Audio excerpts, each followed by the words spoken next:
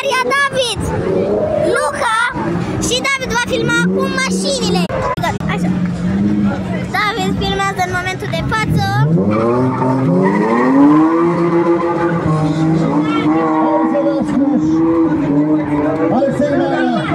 Și Alexis Stan.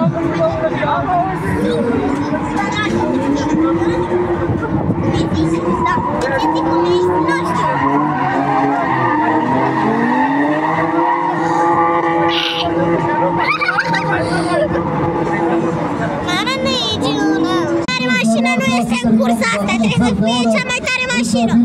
Deci, nu merge cățelușilor.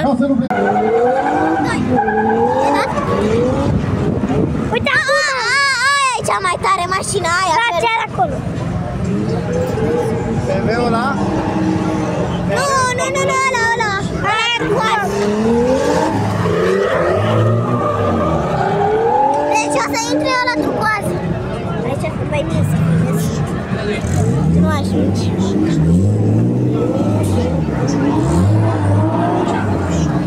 Hai că...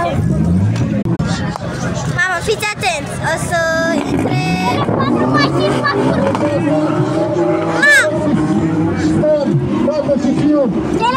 mașini. O să intre și mașinile alea. Ce? Hai, eu că filmez. Nu cam. De ce? O să filmeze, David, o să filmeze. Ce? Ok, s-a terminat. Acum va... Lasă pe Luca. Așa. Ok, stai să intre. Acum lasă pe Luca. Mașina cea mai bună. Intră foarte mașina aia. Uite, filmezi mașina asta. Hai, le filmează-le pe ala două care fac cursul. Le filmezi? Le filmezi bine, n-au.